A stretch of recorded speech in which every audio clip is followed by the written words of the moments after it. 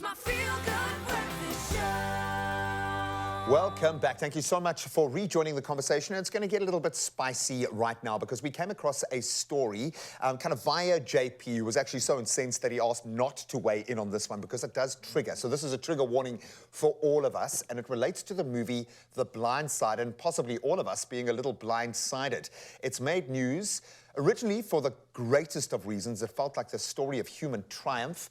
Now there is something else playing out. So the film centered, if you remember, on former NFL superstar Michael Oher, who was just this amazing human being whose life was portrayed in the 2009 Oscar-winning film. It was a massive hit that deals with the life of a homeless African-American boy being adopted, and I stress the word adopted, by a Caucasian family who then help him overcome his learning difficulties and achieve excellence in American football. And he went on to do amazing things.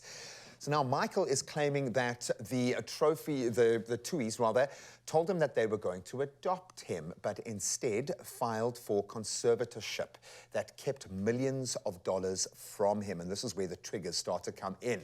So he has now filed a petition in a Tennessee court, and Sean and Lee and Tuohy's conservatorship is now in question. The fact that it's still there is crazy. And the fact that this is now 2 decades after that, Michael, he is obviously thought that the family had played a particular role in adopting him legally, and he had been one of their sons along with their 2 biological children. He has now found out that his family had lied to him, essentially. So this is going to ask so many questions. So we saw the conservatorship issue come up with Brittany, and that the difference between adoption or conservatorship, or when you can give someone power of attorney yourself. That's something you can do here in South Africa, where you can say, if this happens, i.e. I lose my mental faculties through a medical, whatever that is, you can legally do that and have play a part in that. Conservatorship is decided by an external force, by a judge, which raises those questions. So now obviously this is going to be jumped on, and this is going to trigger a lot. It's triggered me on a massive scale, but I don't feel like I know enough of the facts.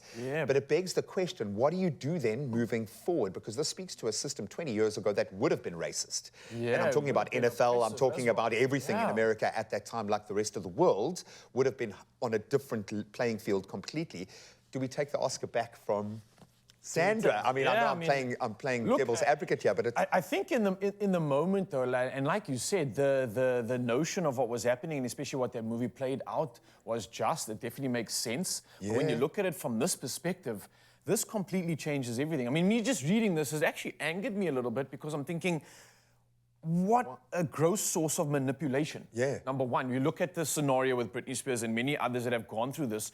How are you able to determine, firstly, that someone can't manage their finances or manage themselves? Okay, number one. And then number two, how do you have the right to determine how they essentially enjoy and access life there onwards, right? Like, it blows my mind that we are even allowed to do this, to be very honest. It just begs the question for me, if this is the case, why have we not heard about this before? Why hasn't this been discovered? Were there mitigating reasons why it was set up in that particular way? Why we need to hear a response from both sides of this particular story? I mean, it surely can't just be that they're withholding the cash for no reason as well, you know what I mean? There's got to be justification from both ends, and this is something I'm very interested in, and it might just speak to the Hollywood narrative from that particular time, where you've got a white savior stepping in to save the indigenous peoples of that particular area, which we know is something that has been milked ad nausea in that epicenter of the filmmaking world. Is this that? Or is this something else entirely? We're dying to find out more, but it does ask a lot of questions, especially about what we're just willing to accept on face value.